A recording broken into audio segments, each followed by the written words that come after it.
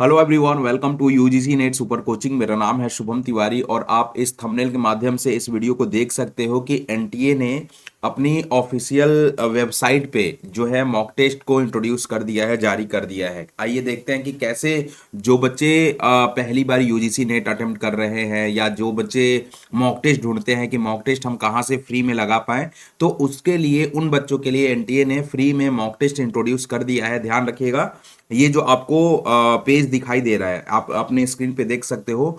सबसे पहले आपको एनटीए की वेबसाइट पे नहीं जाना है। एनटीए की जो सब्सिडियरी वेबसाइट है, जो स्टूडेंट कॉर्नर वाली वेबसाइट है, ठीक है, आपको है तो वो एनटीए की ही वेबसाइट। लेकिन एनटीए की वेबसाइट का एक और nta.ac.in/student करके जो उसकी वेबसाइट है, तो वहां पे आपको जाना है।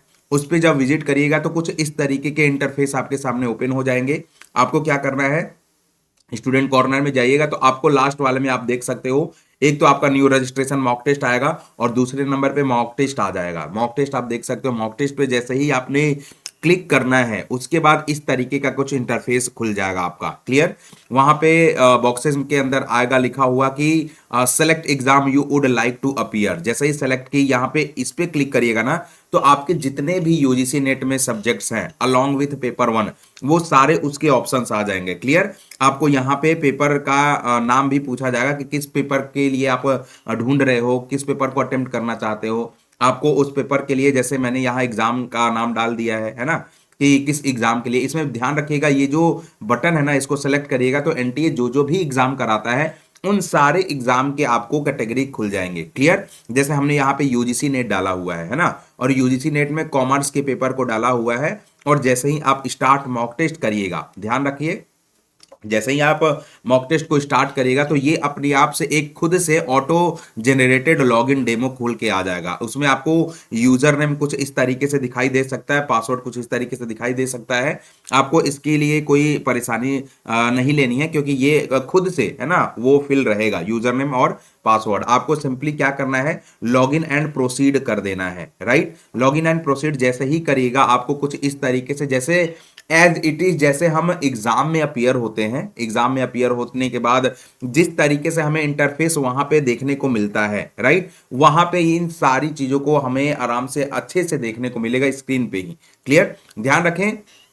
अब यहाँ पे जनरल इंस्ट्रक्शंस आपको देखने को मिल जाएगा। क्लियर, जैसे जो जो भी इंस्ट्रक्शन है कि आपका पेपर कौन सा है, यूजीसी नेट कॉमर्स का है और 120 मिनट का होने वाला है। फिर से क्लॉक भी चलेगा आपका, रियल टाइम क्लॉक, ठीक है, जो 3 घंटे का आपका क्लॉक होता है मिनट वाइज, वो आपको 180 मिनट 2 घंटे, जैसे पेपर 2 के लिए आप कर रहे हो है ना, तो पेपर 2 के लिए 2 घंटे आपको टाइम भी वहां पे क्लॉक वाइज चलेगा। क्लियर, पेपर 1 के लिए करोगे तो 60 मिनट का क्लॉक चलेगा। तो आपको पूरा एक एक्चुअल फील होगा कि हम किस तरीके से एग्जाम में अपीयर करते हैं, तो उसका जो डमी आप खुद से एनटीए के वेबसाइट पे जाके चेक कर सकते हो। क्लियर, अब यहाँ पे बच्चों ने ध्यान देना है कि कुछ इस तरीके से जब इंस्ट्रक्शन पढ़िएगा तो ये वाला पार्ट एकदम मिस मत करिएगा। क्यों नहीं मिस करिएगा, क्योंकि जब एग्जाम दे के बच्चे आते हैं ना, तो उनको लगता है कि सर मैंने सारे क्वेश्चन को अटेम्प्ट किया है। ये जो बाइफरकेशन एनटीए द्वारा दिखाया गया है, जैसे आपने मान लो कि क्वेश्चन, जैसे 100 क्वेश्चन है, ठीक है, 100 क्वेश्चन में से कोई क्वेश्चन आपने छोड़ा हुआ है, तो वो क्या शो करेगा, you have not visited the question yet, तो ये काउंट नहीं करेगा एनटीए, है ना। काउंट किसको किया जाएगा, जो आपने अटेम्प्ट किया हो, ध्यान रखिएगा। क्लियर, मैं फिर से बता देता हूं कि कौन सी क्वेश्चन को काउंट नहीं किया जाएगा एनटीए द्वारा। क्लियर, जैसे आपने कोई भी क्वेश्चन को विजिट नहीं किया है तो ऑब्वियस सी बात है वो तो काउंट होगा नहीं। क्लियर, मान लेते हैं कि कोई भी ऐसा क्वेश्चन है जिसको आपने आंसर नहीं किया है, आपने देखा है लेकिन आंसर नहीं किया है, तो उसका जो साइन होगा वो रेड शो किया जाएगा और ये भी काउंट नहीं किया जाएगा। समझ में आ गई बात। चले, आपने कोई क्वेश्चन देखा, 3rd नंबर पे आपकी बात हो रही है कि आपने कोई क्वेश्चन देखा और उसका आंसर कर दिया है, ऑब्वियस सी बात है कि आंसर किया है तो वो आपका काउंट किया जाएगा, एंट्री द्वारा काउंट किया जाएगा, भले ही आपने गलत मार्क किया हो। अब जैसे जब आपने एग्जाम दे दिया है, आंसर की आता है, तो अगर इसका आंसर आपने कर दिया है और मान लेते हैं कि एनटीए द्वारा ये क्वेश्चन गलत था, तो सबको मार्क्स मिलेंगे। क्लियर, लेकिन अगर आपको छोड़ा छोड़ा है इस क्वेश्चन को, अगर आपने नहीं किया है तो आपको इसके मार्क्स नहीं मिलेंगे, ये याद रखिएगा। भले ही आपने गलत इसके ऑप्शन को टिक किया है और एनटीए ने बोला है कि हाँ भाई ये गलत है, इसके सबको मार्क्स मिलेंगे, तो जो बच्चे अटेम्प्ट किए रहेंगे इस पर्टिकुलर क्वेश्चन को, उन्हीं को ये मार्क्स मिलेगा।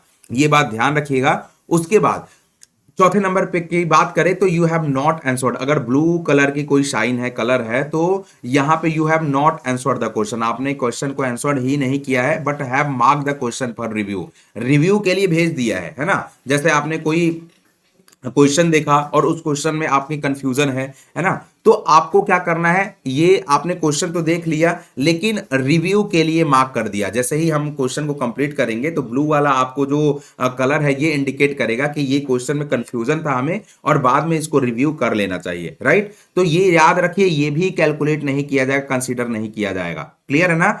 लेकिन लास्ट में एक और सिंबल आता है, ब्लू कलर तो होगा लेकिन यहां पे ग्रीन डॉट भी होगा। इसका मतलब क्वेश्चन को आपने आंसर कर दिया है लेकिन फिर भी आपकी कंफ्यूजन है कि एक बार फिर से हम देख लेते हैं कि क्या ये क्वेश्चन सही मैंने मार्क किया है ना। और मान लेते हैं कि टाइम खत्म हो गया, क्लियर, तो आपने उसको आंसर भी किया था, मार्क फॉर रिव्यू की भी किया था, लेकिन रिव्यू नहीं कर पाए, तो ये ध्यान रखिएगा कंसीडर किया जाएगा इवैल्यूएशन के दौरान। मतलब ये है कि आपको दो केस में आपको ये कंसीडर किया जाता है। एक तो ग्रीन वाला जो कि आपने प्रॉपर आंसर किया है, ये तो एनटीए काउंट करेगा, है ना। और पांचवें नंबर पे ये जो कि मार्क फॉर रिव्यू भी किया है, आंसर भी किया है, ये पांचवा नंबर वाला, उसको भी एनटीए काउंट करेगा। और बाकी जितने भी हमने कैटेगरीज देखे उसको एनटीए काउंट नहीं करेगा, ये बात ध्यान रखिएगा।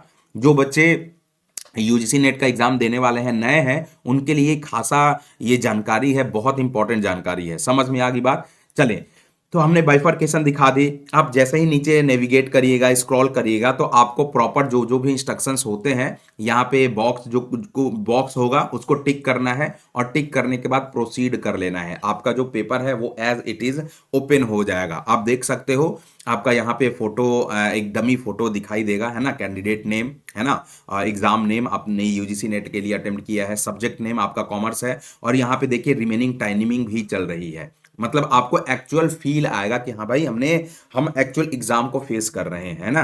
तो मैं ये बोलता हूं सभी बच्चों से कि जब भी आप कोई टेस्ट लगाओ ना, तो मॉक टेस्ट लगाओ। मॉक टेस्ट में आपको टाइमिंग पता चलनी चाहिए, वहां पे टाइम का ही सारा खेल होता है हमारे पास। वैसे तो देखो, आता तो जनरली सभी लोगों को क्वेश्चन है, किसी को कम आता है, किसी को ज्यादा आता है, लेकिन मिला जुला के अगर पढ़ो अगर ध्यान से, तो वहां पे क्वेश्चन धीरे धीरे सब करेक्ट कर जाते हैं, ठीक है। लेकिन जब टाइमिंग चलता है ना, तो वहां पे सारा खेल होता है कंपटीशन का, क्लियर। तो दिमाग में ऐसे प्रेशर बनते जाता है कि हाँ भाई इस क्वेश्चन को हमें ज्यादा टाइम नहीं देना है, किसको ज्यादा टाइम देना है, किसको नहीं देना है, राइट है, क्लियर है। तो ये बातें आपको समझ लेनी चाहिए। अब हमारी देखिए क्वेश्चन नंबर 1 आ गया, है ना, क्वेश्चन नंबर 1 आ गया। जैसे क्वेश्चन नंबर 1 में जो भी आपकी क्वेश्चन दिए गए हैं, आपको एज इट इज उसको मार्क करना है और आपने क्या करना है। अब देखिए यहाँ पे जो मैंने यहाँ पे सारी चीजें बताई हैं, ये वाली चीजें, है ना, यहीं पे फॉलो की जाएगी। जैसे आपने अगर आंसर कर दिया है तो आंसर करके निकल जाइए। आपने अगर आंसर किया है तो और mark for review and next ये भी कर सकते हो, है ना, और save and mark for review ये भी आप आपके पास ऑप्शन है, आप ऐसे अकॉर्डिंगली नेक्स्ट कर सकते हो, ठीक है। एक बात और मैं बताना चाहूंगा कि मान लो कि ये तो पहला क्वेश्चन है, छोटा सा क्वेश्चन है ना। अगर ये बड़ा क्वेश्चन होता, ठीक है, मैं जैसे स्क्रीन पे बता रहा हूं, तो अगर ये बड़ा क्वेश्चन होता जो कि ये नीचे भी होता, लेकिन नीचे हमें जाने के लिए स्क्रॉल करना पड़ता, तो हम तो आपको वीडियो के माध्यम से समझा रहे हैं कि कैसे आप नीचे जाओगे। इसमें ये माउस है ना, ये माउस है, ये वाला जो स्क्रॉल वाला बटन है, इसको मैं घुमाऊंगा तो नीचे आ जाएगा। हालांकि ये पीपीटी है तो मैं दूसरे स्लाइड पे चला जाऊंगा। मैं आपको बता रहा हूं कि ये जो स्क्रॉल वाली बटन है ना, इसको जब नीचे स्क्रॉल करिएगा तो नीचे आपके क्वेश्चन आते जाएंगे। लेकिन वहां पर ध्यान रखना है आपको कि जब एग्जाम में बैठिएगा ना, तो ऐसा कुछ भी नहीं होगा, क्लियर, ऐसा कुछ भी नहीं होगा। जब ये बीच वाला बटन घुमाओगे तो ये काम ही नहीं करेगा, इसको डीएक्टिवेट कर दिया जाता है, क्लियर। तो आपको क्या करना होता है, जैसे ये बड़ा क्वेश्चन है ना, तो आपको यहां से ये आपका माउस का जो लेफ्ट बटन है ना, लेफ्ट बटन है, उसको दबा के खींचना पड़ता है नीचे की तरफ, क्लियर। तो इस बात को भी ध्यान रखिएगा। कई बच्चे बोलते हैं कि मेरा तो माउस ही खराब था या ऐसा कुछ था, तो वो ध्यान रखिएगा पहले से ही, क्लियर है ना। बाकी ये छोटी सी जानकारी थी, आई बिलीव कि आपको ये सारी चीजें आपको समझ में आ गई है किस तरीके से हमें पेपर देना है। ध्यान रखिए कि कोई भी वो स्टूडेंट हो सकता है जिस भी सब्जेक्ट का। मैं तो कॉमर्स पढ़ाता हूं तो कॉमर्स का ही बताया हूं। बाकी पेपर 1 के लिए भी आपको अटेम्प्ट करना है तो पेपर 1 भी है, इंग्लिश, पॉलिटिकल साइंस, हिस्ट्री, जो भी है आपके सब्जेक्ट, तो उसमें आप पेपर ये दे सकते हो, क्लियर। तो आई बिलीव कि ये छोटी सी जानकारी आपको अच्छी लगी होगी। अगर सेशन पसंद आए तो लाइक करिएगा, शेयर करिएगा और चैनल को सब्सक्राइब भी कर दीजिएगा। Thank you everyone, thank you very much.